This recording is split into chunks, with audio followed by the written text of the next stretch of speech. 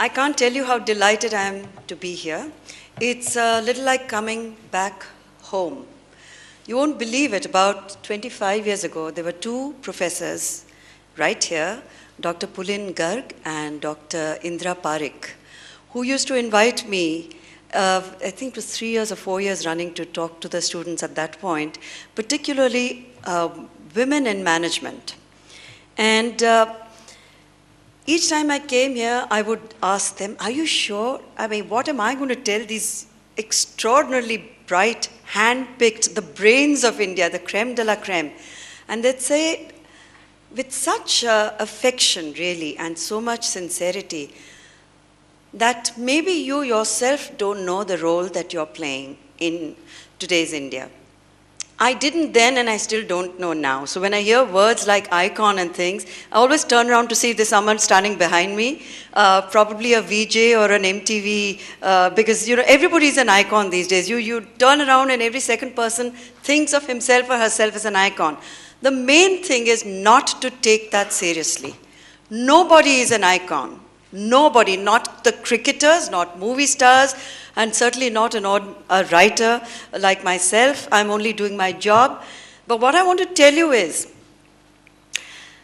to be able to do this job or any other job, whether it's to play great cricket, to make it as a great movie star, or to make fantastic ad films, or to play like Ustad ji, you have to have, there have been just 2 or 3 words in my life which have driven me, which have inspired me, which have pushed me to the edge. 2 or 3 words and a city, Mumbai. I'll come to that later. Those words are passion. If you don't completely and 100% with every fiber of your being enjoy what you're doing, chances are you're not going to succeed. You have to love it enough for it to become almost physical pain. I go into withdrawal when I can't write. On an average day, I write between 1,500 to 2,000 words, come hell or high water. If I do not get that chance to go to my PC, I've got a bad shoulder, so it's a PC now and no laptop, unfortunately, otherwise it was like a body part. If I don't do that, I just feel completely, what am I doing with my time? It's just getting out of my hands and I haven't written. It's really an addiction. Anything that you do in life, if it's less than a nasha, it's not worth doing. To do it really well, that's how passionately you've got to love it. Secondly is restlessness. The minute you become complacent, and you think you've arrived and you have ponchoed, as they put it, that's the end. If there is no restlessness, if there is no curiosity, if there is no desire to know, oh my God, what's happening just outside this room? I'm always here and not here. Half of me, I'm taking it all in. It's all registering. As a writer, it's almost second nature. It's part of your training. You pick up voices, you pick up phrases, you pick up words, you pick up accents, you pick up expression in someone's eyes. You pick up so many cues just from body language. It's unbelievable. Sometimes my children joke with me. I have many of them. They're my censor board. There are 6 of them. Very opinionated. In fact, one of my daughters is doing her MBA program in Paris right now, and she is by far my toughest taskmaster and keeps me completely rooted and down to earth. They said, your restlessness makes us restless. Can't you ever wind down? Can't you calm down? Can't you? No, I cannot. This is the beast. This is the nature of this beast. I cannot become a calmer person. Finally, I was very liberated when I was in Kerala, and I met this amazing guru, and one learns from extraordinary people, simple people, hugely gifted people, all the time, all the time. And he said to me, I said, one of the things that bothers me is my children find me too restless. They say, you're too energetic. We can't keep up with you. When we are traveling, I hit the road running. The minute I put my bags down, I want to leave. I want to go. I want to check out everything. And they said, can't we just catch our breath? Can't we have a nap? I said, are you kidding? You haven't come here to have a nap. You're wasting time. This person liberated me forever. He said, the more you try and calm your mind, the more you attempt meditation, the more stress it's going to generate. Forget it, it's not meant for you. This is your meditation. So in a way, I feel we all have to recognize who we are and what we are. It's not enough to conform. It's not enough to say all the other students in my class follow a certain routine to study. They have a certain method which works for them. Maybe it's not your method. So along with passion and restlessness, I will add courage, because each person has to find that path, that route, that truth which works for them. It can't be anybody else's truth. When I was a student, and I was a very mediocre student, let me tell you, because I was so bored with the curriculum. It was monotonous, it was depressing, it was something that you had to learn by rote, and there were lots of subjects that I didn't care a damn about, but I was compelled to study them. I was very, for example, math challenge, numbers, they still don't speak to me. You know, people say, oh, but how can you not, how come you count in your hands and fingers and toes? I do. Or I need a piece of paper to do simple arithmetic, simple multiplication. I do not have those skills. Now, when I was growing up, unfortunately, learning disadvantages, such as they are for all of us, there's some area which we are not completely wonderful at, were not recognized. A child was compelled to take classes that he or she may have had zero aptitude for. Today, you're growing up in an India with an education system that in a way recognizes differences. If they don't actively encourage them, which they ought to, any good education must challenge the status quo, I believe.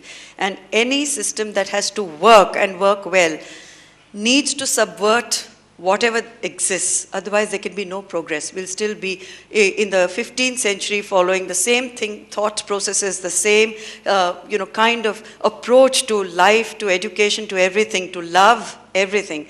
Everything has changed. Everything is changing. And that's the most wonderful aspect of life. I was not given that opportunity. So there were moments in my life where I was extraordinarily discouraged, I would say, not dejected, but discouraged. I was compelled to do my senior Cambridge exam with physics, chemistry, trigonometry, math, of course, and the one subject which I was most passionate about, which was English literature, I had to drop it.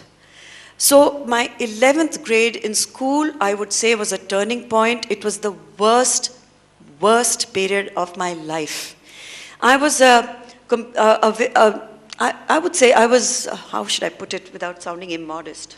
Or should I just sound immodest? It's okay.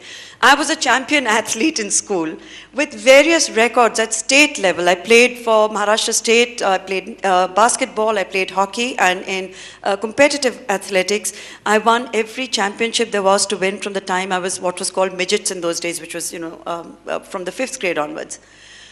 By the time I'd reached 11th grade and this horrible experience of coping with subjects which I was completely unable to cope with had hit me, I realized it was beginning to affect my confidence even as an athlete. And that's when I said to myself, this is ridiculous.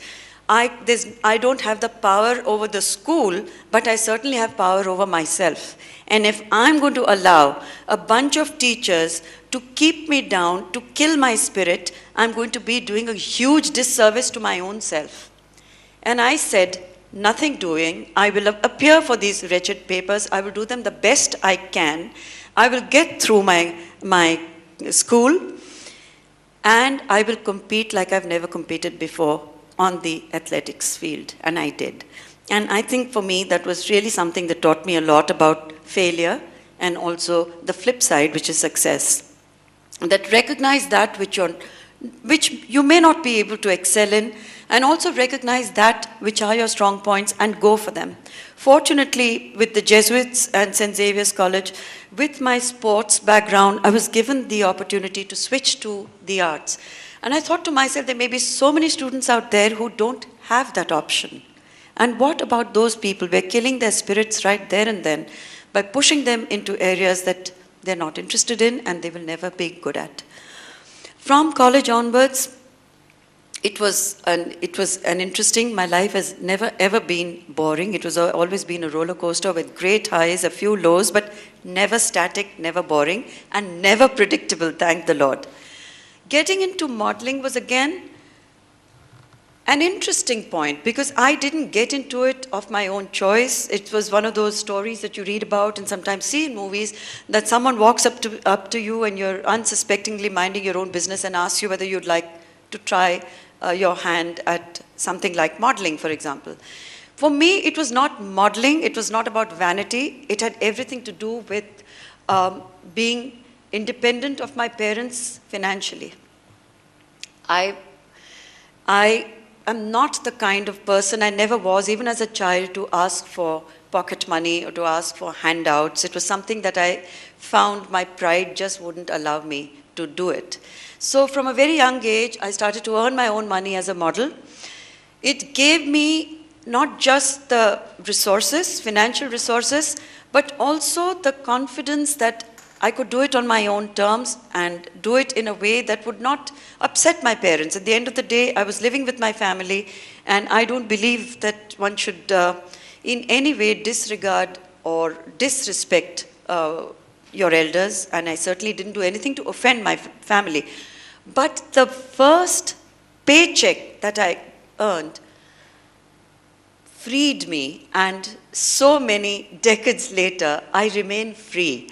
I think that was the biggest gift and the biggest, again, kind of a realization which I've tried to instill in all my daughters. I've tried to tell them that self-sufficiency, financial self-sufficiency, is the key to everything in life. It's not about, especially for women in India, it's not about marrying security, it's about creating your own. And unless our women understand that, they will never marry for the right reasons. I think the reason why the book Spouse, which I wrote, which will be translated, and my translator is right here in Gujarati very soon, the reason perhaps why it succeeded was because there were a lot of home truths in it.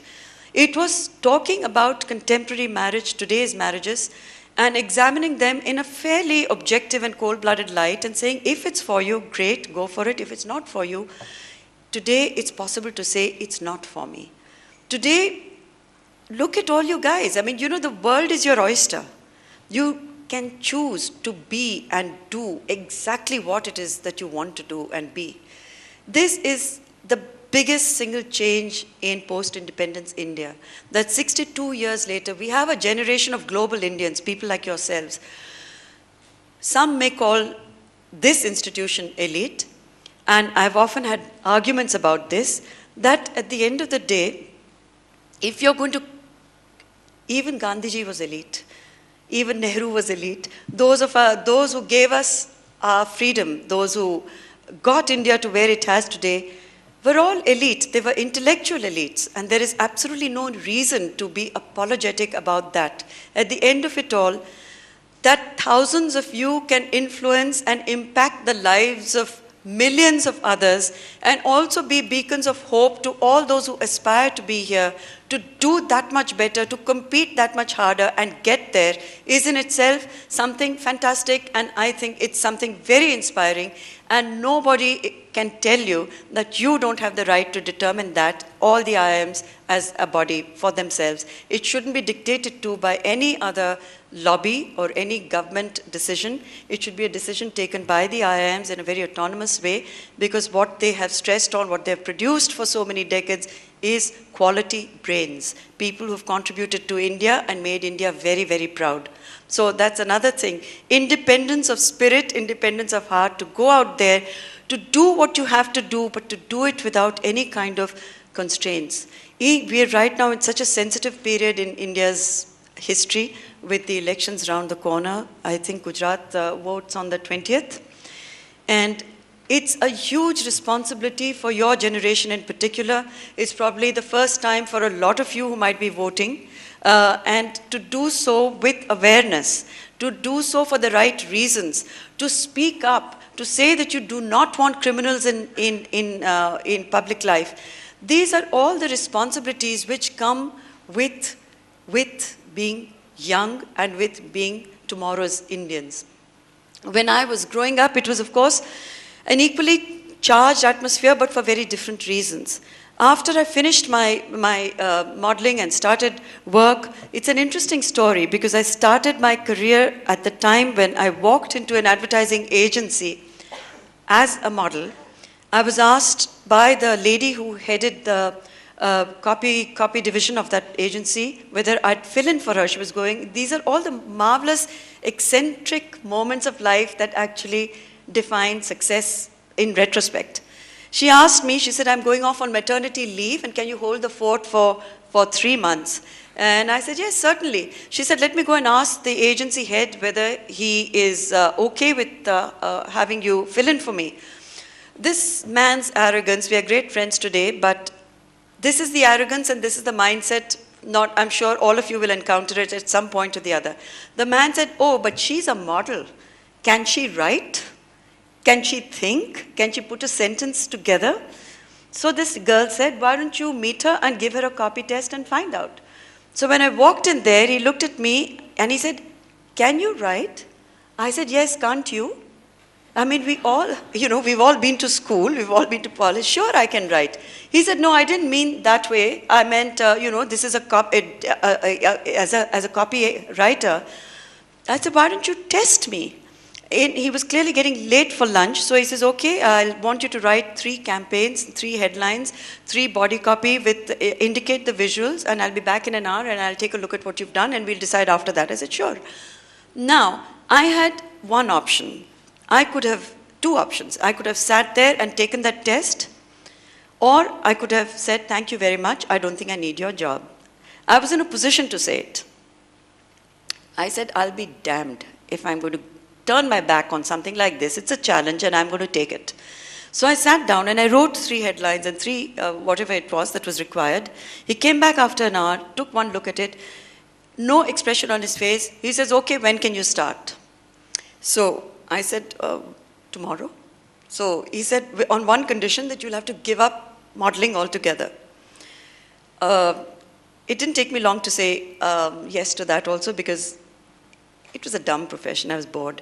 So it was not difficult to say that. He asked me, how much are you earning as a model? And we're talking about the 70s here.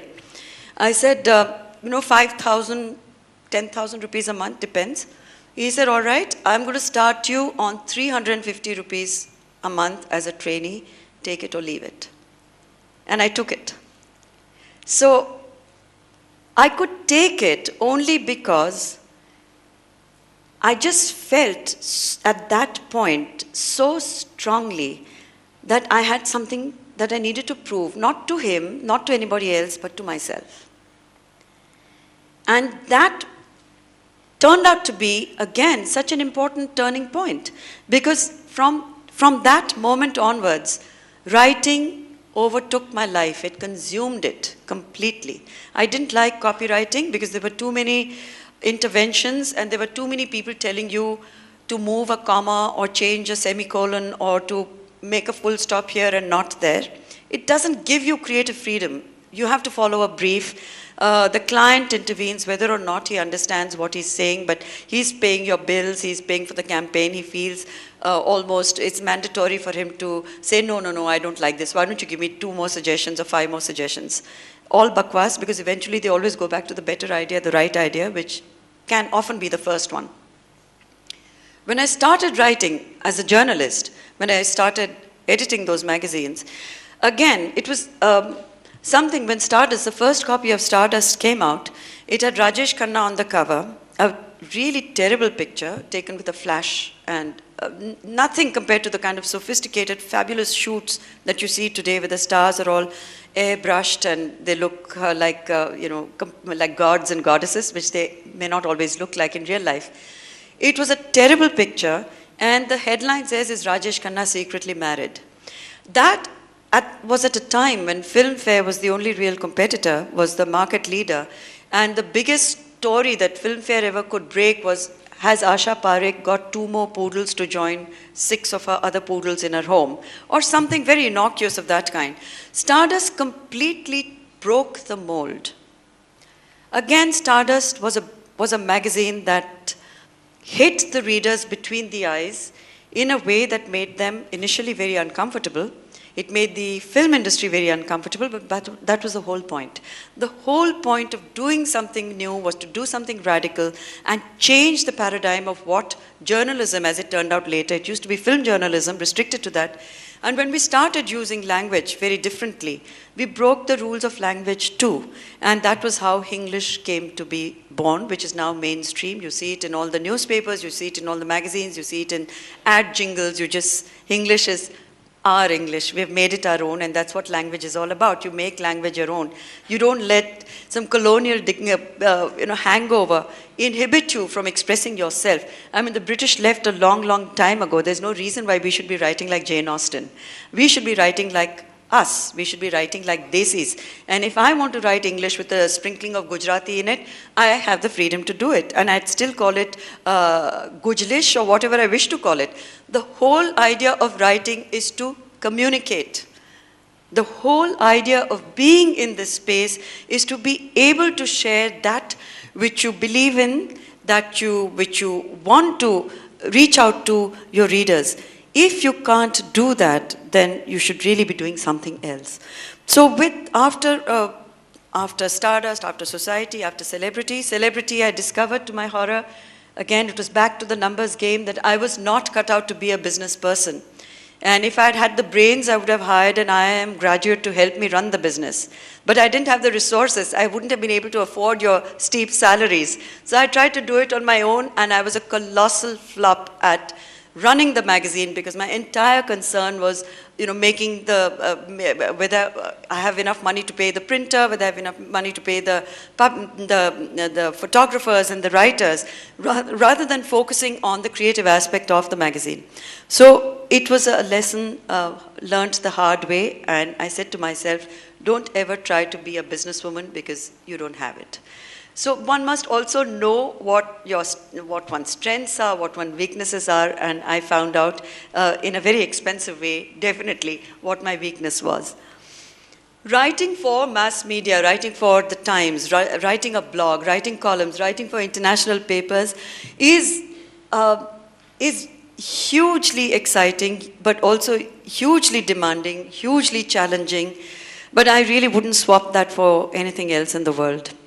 Anything else in the world. If I had to do it all over again, it would still be, I'd make the same choices.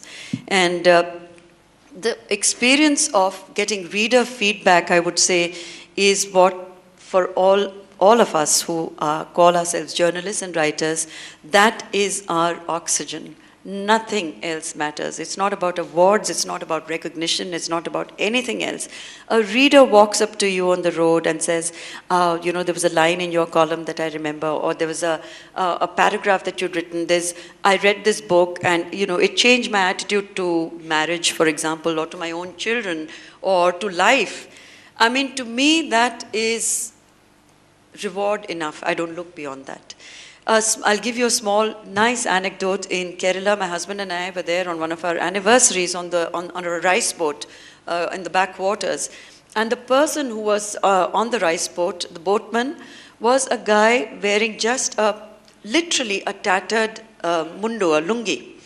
And we were drifting along, feeling quite happy with ourselves, when he said, I hope you don't mind if I interrupt you. So he said this in English, but of course in Kerala the literacy level is so high and they all do speak English, so I wasn't very surprised by that. So I said, yes, please, go ahead, sure. He said, I want to ask you, the character of Karuna in your first novel, Socialite Evenings, the way that novel ended and the choices that Karuna made, he said, madam, I was not happy with her choice. And I said to myself, and for the next 45 minutes, he engaged me in a conversation that I will never forget, because it was something that he felt so deeply about. And I said, how amazing that, one could have this conversation. If one were to narrate this, people would say, did it really happen? But it did. And there have been a series of incredible such encounters all over the world. You suddenly meet someone who's read something and you get an instant high. It's like an elixir, or it's like my carrot juice in the morning. I feel like I've got an intravenous vitamin shot each time I have it. So similarly, when one is interacting with young people, it's not what I can teach you. Frankly, I've come here with a very selfish reason. It's what I want to take away from you. I want to climb inside your minds, and I want to find out what's in there. Because if I can understand that, then I know I'll be able to do a better job as a writer and as a columnist and on my blog. Another sweet blog instance. As you well know, when you're blogging and you get comments, you never know who they're coming from. You don't know about the person's name, you don't know the person's age, identity, nothing. So I'd misspelt the word Chihuahua, which is a tough word to spell, the little dog which you can fit into, which Paris Hilton carries around in her handbag, the little dog. I'd misspelled that. And there's a person who used to always regularly comment on whatever I was writing, and he wrote to me, I knew it was a man from his writing, that you misspelled the word and the correct word is this and the pronunciation is that. So my one-line response was, thank you, sir. So his response to that was, he says, ma'am, I'm only 7 years old. You know, it was, again, it's one of those things that you say, oh my God, you don't even know who you're actually reaching. And I said, what a clever little 7-year-old. And after that, we become best friends. We become blog dosts, as I call them. We are in constant communication, and I'm always learning.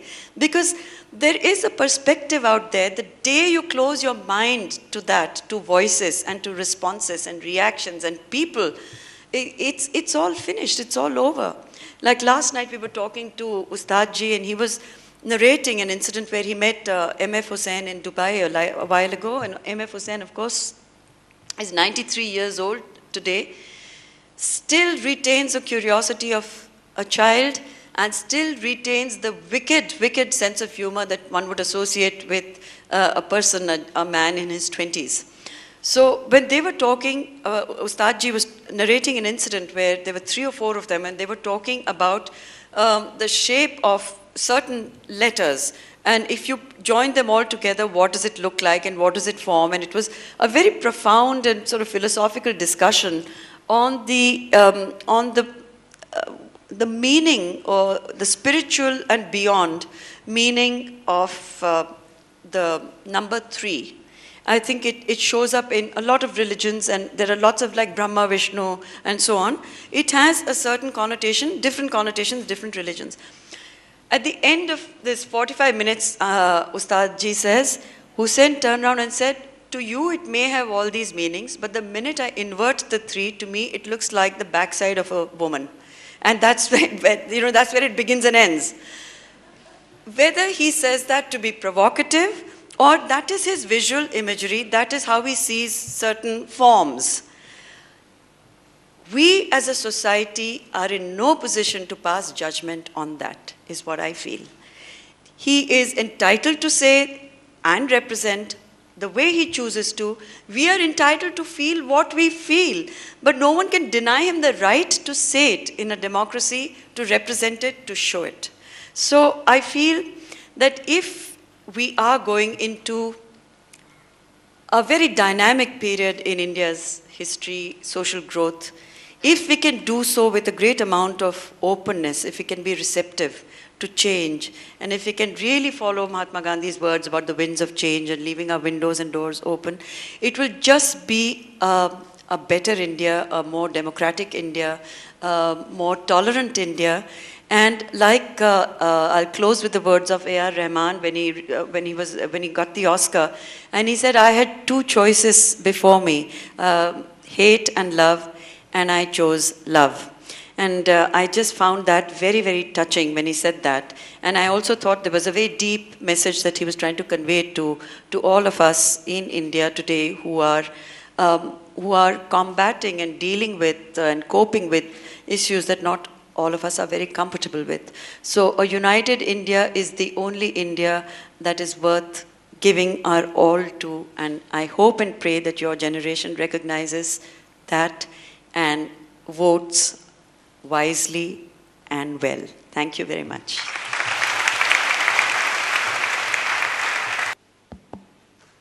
Yeah. No. Can you hear me? Yeah, okay. If you're talking about her Italian roots, then it's a question we should have dealt with a long, long time ago, and not at this point, where we have more or less accepted and acknowledged her as the Empress of India, the real power behind the throne. She has unlimited power, as we all know, with very little accountability. So it's too late in the day to question her Italian credentials. And the people of India have, I think, spoken, whether some of us like what they say or not. In a democracy, you have to go by the verdict of the people. So whether she can represent Indian women is like asking, does Mayawati represent Indian women? Or does Jayalalitha represent Indian women? Does our President of India represent Indian women? Does Mamata Banerjee represent Indian women? So these are all women in positions of great authority who could have and should have done something for Indian women, but so far I haven't seen any of them speak on any programs that are directly designed to improve the lot of Indian women. And also I haven't seen a single political party come up with any such in their manifestos where they have clearly identified what they're going to do for the women of India, certainly the most marginalized section of our society. I have not read a single such, what shall I say, directive or anything which focuses on the women of this country, which I think is very shameful, and I'm surprised that the women of this country, so many of you sitting here, have not demanded this even of your own, the people who are representing you in your own constituency, because the Constitution gives us that right to demand it, and we should by now use the voices that we have to make sure that the politicians are accountable to us and not the other way around. Good evening, Sobhaji. My name is Abhinav from Ahmedabad Management Association. Ma'am, in India, more than 50% of population are living in rural India, but most of your articles are emphasis more on urban area, not on rural India. Is there any reason behind it? I am an urban creature. I'm a product of urban India. I write in English. That's my medium of communication, which automatically means that I cannot reach the, I agree with you, it's for me, it's something that I feel extremely sorry about, but I do not know any other language well enough. And I'm hoping and praying that in translation, which is happening, and a lot of my columns are also in translation in various Indian languages, in mass circulated regional papers. And that is the best way that I can communicate what I need to communicate, but I can't do it in any other language other than English, which is the way I was educated, and a lot of us in English media. I see also no reason to be particularly defensive about that, because it's about time that we recognize that English also happens to be an Indian language. And in a way, the fact that so many of us, all those of you sitting here, are conversant with the language has been our huge, big advantage in the international community, and certainly in the IT sector. So this is the reality of urban India, and so be it. Thank you, ma'am. We can have a question from...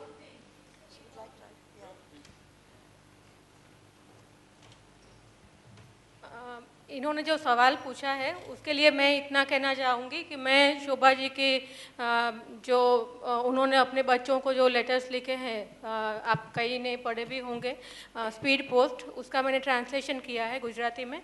now in that book she has written about her driver Vinayak who dies of certain disease and who is very close to her children, all the 6 children and the family, and he is more like a family member. And when I translated that episode, one driver called me from Ahmedabad that Ben I hope everybody understands Gujarati, કે બેન મારા સાહેબે મને પ્લેનમાં મુંબઈ મોકલ્યો, તમે કંઈ લખ્યું હતું છાપામાં? You know, in that article, she has written about her driver who dies of certain disease, and his only wish in his last wish in life was every time he would go to drop her to the airport and bring the children from the airport, or her husband from the airport. And he had only wish that I want to fly once, I want to take a trip to Ahmedabad.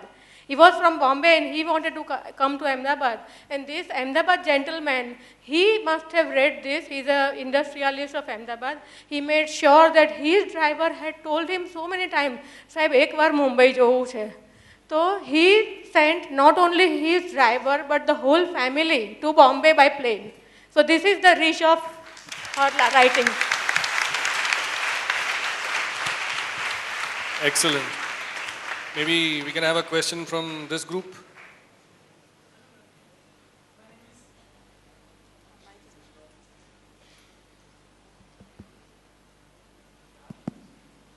Hello.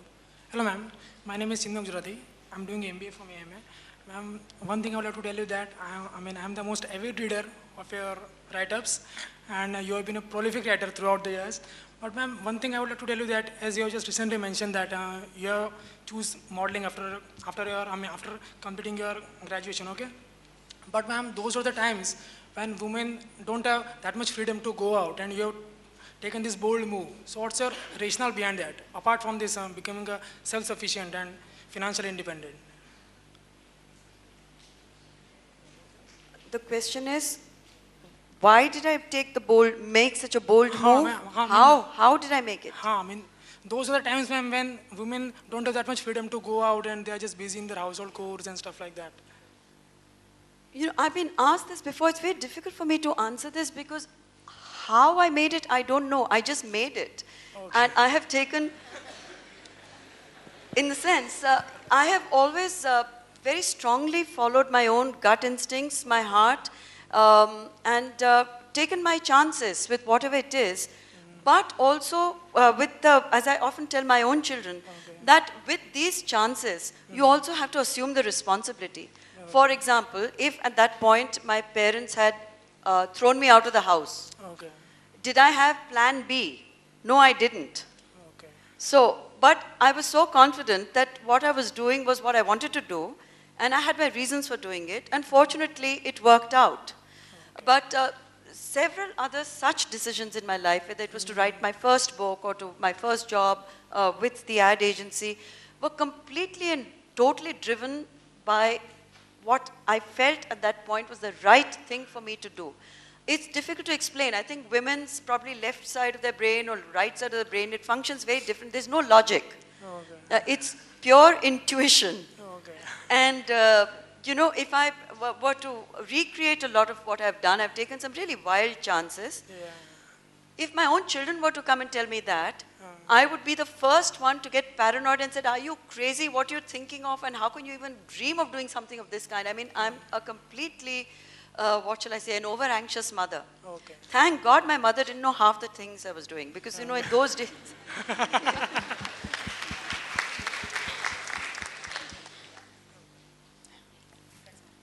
Hello, ma'am. My name is Marani. I'm doing MBA from AMA. Ma'am, my question to you is, usually we see that in times of election, politicians make so many commitments, give so many promises to the people.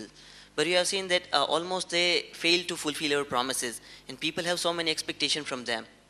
So according to you, do you think that they should be penalized, or they should be punished, or the party should be banned, or the politician should be banned from being a candidate of election?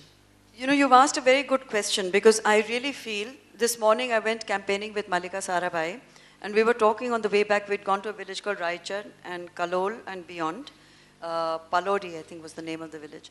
When we were coming back, we were discussing exactly this. How does one make a politician accountable? And I said to her that a lot of these, when you see the kind of abject poverty and the neglect that we've allowed so many large areas and villages and smaller towns of our country to degenerate into subhuman conditions, that these can technically be qualified under, you know, crimes against humanity. Is nothing short of that. And unless we make our politicians accountable and make a few heads roll and actually prosecute them, nothing is going to change, because we only talk about corruption. All of us feel strongly about it, and we have drawing room conversations about what to do about it. But for example, in 1968, when the French students took to the streets and were at the barricades outside the Sorbonne, they brought down a government. Now, it's up to you people. You have voices, you have votes. You've got two of the most powerful weapons in a democracy. And unless you use them, you know, the thing is that there's so much apathy. A lot of us don't even bother to find out the profile of the candidate or from your constituency, a lot of us don't know who the MLA is, we don't know who the corporator is. We ourselves are not proactive enough. We are not proactive enough in our own building societies. We don't ask enough questions even of that committee. Forget asking national leaders. Why don't we do it? What stops us? And what is it that makes all of us so afraid of what? Of what? You're bigger than the state. You're the people. You're far bigger than any politician. I mean, if you don't understand your own power, you are never going to be able to assert yourself. And that's what the whole beauty of living in a democracy. That is why we fight for a democracy, that each one of us has a place here, right here in India. And each one of us is entitled to that place, and we can speak up and must speak up. If civil society gets into a conspiracy of silence, you're just going to create demons in our midst, and then what? It'll be too late. The Taliban are not even a few kilometers away from where we are sitting right now. To such an extent, we have allowed that to happen. Thank you, ma'am. Thank you. We have Good evening, ma'am. My name is Sharon, and I'm doing my post-graduation from Ahmedabad Management Association. First of all, I would say that it's a privilege to share the dais with you. And my question is that you represent an empowered woman. And being a woman myself, I salute the spirit of women. My question to you is, as you said, parties are not doing anything for women empowerment. So if you are given a task of women empowerment or campaigning or a program you need to carry out, what would be the tagline that you would be using? Or what would be the punchline that you would be using to empower the women? Punchline and tagline, now you're asking me for a copy test like that guy did. So, but I could certainly tell you what is most important. Yes, ma'am. If you know, the words of Abdul Kalam haunt me. They actually haunt me. When he was still our president, at a meeting, he said, the life of a woman in India often is less than that of a buffalo or a bicycle. It's still true in the 21st century. Definitely. A woman can be traded in for a couple of goats or a buffalo. I mean, even that would be, when you, a statistic like, you know, it's a horrifying statistic as to how many women are burnt to death in India every single day. These are statistics that we are all aware of, but have we let them sink in? Have we done even anything about it? I'm saying transformation starts in your own immediate neighborhood, in your own family. Unless you bring about that attitudinal shift within your own community, nothing can happen on a macro level all of a sudden. So women's health care, the thought that millions of women in India, in Ahmedabad, there's a particular, in the heart of the city, there's a community, a cluster of buildings. 50,000 people live in those buildings. They get water once every 8 days. And the women can only go to perform their ablutions, and when there's no one else around, wait for darkness. And they cannot even go to do what they have to do because they need to, without fear of being raped on the way to and on the way back. They don't even have nallas or gutters. And for that, there's a lady who I met who has to carry 8 buckets of water. She's a lady who's well into her 50s, up 4 flights of stairs. This is happening in our metros and we are not aware of it. This is the kind of hardship that millions of women across India have to deal with and confront. Healthcare issues for women. Women always place themselves last when it comes to, if there's limited resources and limited in a family, the woman will always be the last person to seek medical help because she wouldn't want the family income to be divided and to go towards looking after her. Whereas if you don't safeguard the life of the woman, how can you look after the rest of your family? You know, if you can, like Hillary Clinton had said, if you educate one woman, you're educating an entire village. You're educating an entire village. And you've seen that in Gujarat itself, such exemplary, look at all your women sarpanchas. They've done a brilliant job. And the whole world is looking at their performance and saying, if they can do it, we can do it. So it is happening, it's not happening fast enough. But I would say that educating a woman, educating the girl child would certainly have to be priority number one for any government that comes into power, because women today form such a gigantic vote bank, and if you continue to ignore them and if you continue to marginalize them, it's going to be at your own peril. So I'm saying it in a very selfish way for any politicians, to any politician, that wake up. We exist, and we have a right to exist, and we have the right to the same, completely the same privileges, the same opportunities, the same options as anybody else living in India. So yes, I would speak up very, very strongly for healthcare and even more strongly for education. That is our only hope. Thank you, ma'am. Guys, we can learn many things from her life, her experiences, her achievements. Ask something other than government problems. Yeah? When we'll bring those people to you. Hello. That's a promise. You better hold him to it. He said he'll bring those people here to you. We do that all the time. Hello, ma'am. Myself, Nirav Mehta, doing MBA from AMA. Apart from politics, I would like to ask that you have shifted your path. You have shifted your path from around 1970. So, shifting from one path to another required to face many challenges. So, can you identify what sort of challenges do you face and how you tackle with it?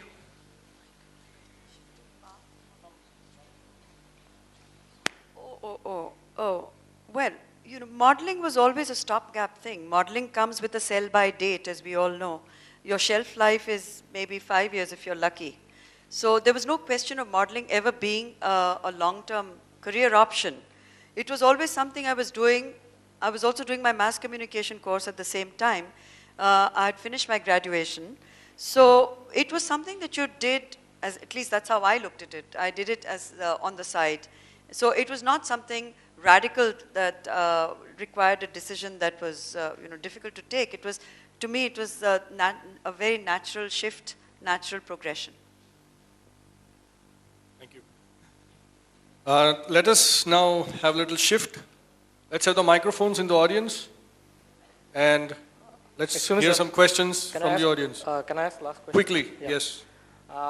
Ma'am, as you are aware that you are a youth icon for many of the youths of country. Ma'am, we all are aware that we have some regulations for ragging in the institution, but still it is going on in many institutions. Do you think that some certain strong steps should be taken so that we can avoid this type of raggings which are taking the lives of many young people over there? I think the first thing to do is to put the raggers into jail. I don't think they'll understand any other language. It is sadistic, it is cruel. This is not called rites of passage. This is some kind of a perversion, and unless society addresses it for what it is, something that is demeaning and humiliating to a lot of very young and sensitive people who are starting their lives on a new platform, it's not going to change. And I don't think even the institutions that turn a blind eye should escape the law, and they should be also equally severely punished, not just the people who indulge in ragging, but also the authorities who allow ragging to take place on their campuses. Yeah. So, can I have some hands from the audience? Okay, yeah, right there.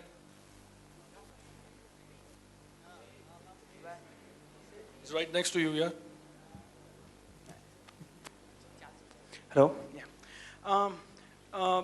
Media in India is not really free, okay? Let's not talk about just media. Any kind of art is not free. There are lots of restrictions and regulations on it. Now, people argue that as an artist, I need to be able to express myself as I want without any external forces affecting me. You know, if people want to get influenced by it in some way, it's their choice. You know, people have their heads and they should think how. And there is another school of thought who says, no, if you have the power to do something and influence a lot of people, a mass effect, then you have to be responsible to anticipate what kind of influences it will have and be responsible. So media should be regulated. So there's this eternal debate going on whether media and any kind of art should be regulated or not. And in India, it's a lot of regulations. So what do you think? Should we move forward to removing those regulations like in the other countries? Are masses mature enough to take their own decisions? or should we still have those regulations? Silence in the room, please. There's somebody asking a question. The speaker is here, the chief guest is here. Please listen carefully. To answer you very briefly, I'm completely anti-censorship of any kind. I think people should decide for themselves what's in their own interests and what's not. And it's not for the state to intervene at all. Most of the time, the kind of people who one encounters who sit in judgment over what is right and what is wrong and what is in the best interest of society, the people that I have met, at least at any rate, I don't respect their minds, their opinions, what they represent, their lives, nothing at all. So I just think that the people are empowered entirely to reject, accept, condemn, without any kind of censorship at all. I think artistic freedom is what one lives for. And if that is curtailed by authorities, that's the end of any kind of freedom. That's the first freedom that is taken away. And it's generally the first of many freedoms that are subsequently snatched too. So it's a good warning sign for society. The minute you do that, with artistic freedom, you can be sure you're heading into some kind of an autocracy or a dictatorship that will be very unpleasant for all those who are even pushing for those kind of laws. We had a lady there. Yep, the one behind you. Yes, please stand up. Hello, ma'am. Myself, Bindra, student of MBA from HN Shukla's Management Studies. As you said, you had leave the modeling career for the writing. So I just want to know, at that point of time, what inspired you for writing? I mean, can you share just at least one incident of your life that inspired you for writing? I have been writing since a very, very young age. In fact, I've just recently found my diaries which were written from the ages of 10, 12, 14, 16, random jottings. So writing was something I had not consciously thought of as a vocation, but it was always an enduring passion. One way or the other, writing would have drawn me into itself, and I wouldn't have been able to resist it. So it wasn't something that was a big decision. It was always there. It was a matter of going into it in a more formal way. But the love affair with writing started when I was really a child. Can we have here in the front the striped shirt, please? Yeah. Good afternoon, ma'am. My question is that if you are requested by any person to write a book on this topic, what should be your highlight points about this topic? Which topic? Shaping young minds. Shaping young minds. To write a book on it? Yeah. Well, the first thing I'd do was interview the brightest students in this room and try and figure out what's in their minds. And how I'd arrive at who is the brightest students of this room, that I won't tell you. I'd figure that out myself through interactions with all of you. Yes, in the black t-shirt, right there. Hello. Ma'am, there is a trend in India that richer class always send their children to outside India for management studies. We have also have IIMs like this type of institute. We give good studies in management. Why there is a trend to send their children, richer class basically, for outside India to management studies? Can you go slow and repeat again, please? No, I think I've got it. He's saying, why do rich people send their children to management schools internationally when you've got IIMs? Yeah, I think it has to do with numbers. There are just so many students who can get into an IIM. It's perhaps the most competitive exam, the most daunting exam for a lot of young people, and there's just that many young students who can get into an IIM. And I think right now universities internationally are more than happy to welcome Indian students, more so their tuition fees, because their own students can't afford them and Asian students can. I think that's pretty much the answer. There's something from the back.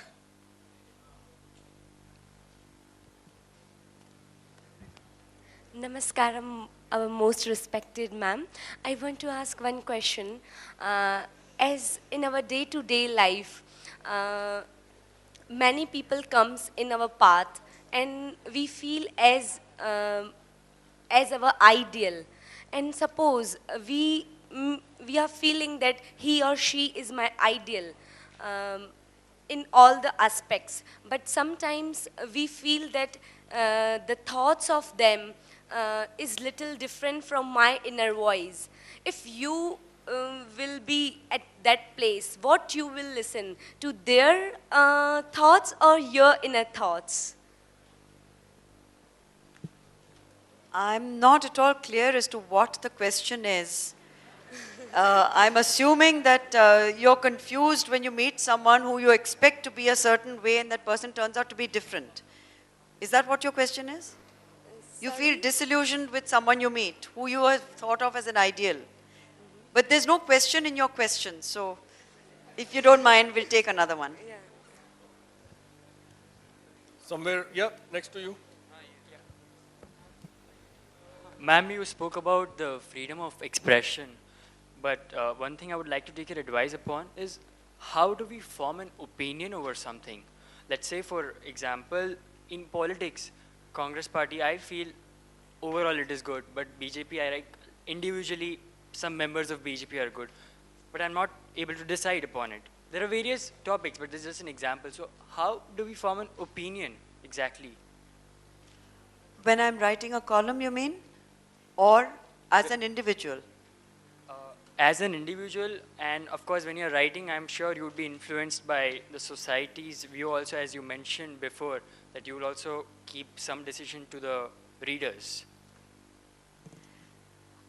I think a person's track record should make it very clear to you whether that person is worthy of your vote or not. I mean, you would look at whether that candidate has in any way delivered on any of the promises that had been made, or if it's a new candidate, whether you want to give a new candidate the chance because what that person is promising appeals to you. And I think that's about the only criteria that any voter can go by.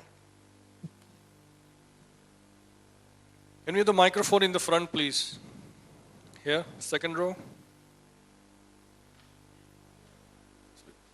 We'll have 2 or 3 questions only now.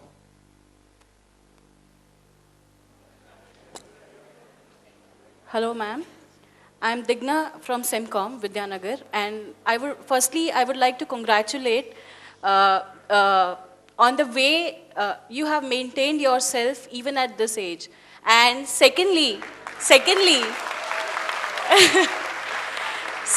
I would like to tell you that once when I was watching Zoom, I saw that on top 10 Red Hot countdown, you were compared with the heroines of 20s age as the most well-dressed and well-maintained lady in India. And I don't remember the rank, but you were in the top 10, so that's commendable. And I would like to ask you that how does it feel being compared to the heroines of 20s and 30s? Thank you.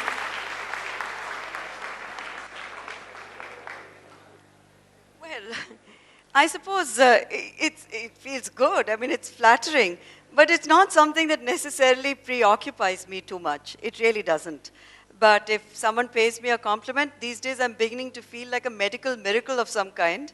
But I have to tell you that I can't really take any credit or claim for it. And it's a four-letter word. It's called gene, spelt with a G. And I guess I've just been blessed with good genes, and that's about it. Because really, I mean, how can one take any of this that seriously? And I also believe that a woman or a man, you look as good as you feel. So clearly, I must be feeling good. And I think your face mirrors all the life that you've led. And if you've led a productive life, and if you've enjoyed your life, and you have a lot of love and happiness from your family, from your children, as I do, I think that's the best cosmetic on earth. Love is the best cosmetic in the world. It's the best answer, ma'am. We have one here in the center.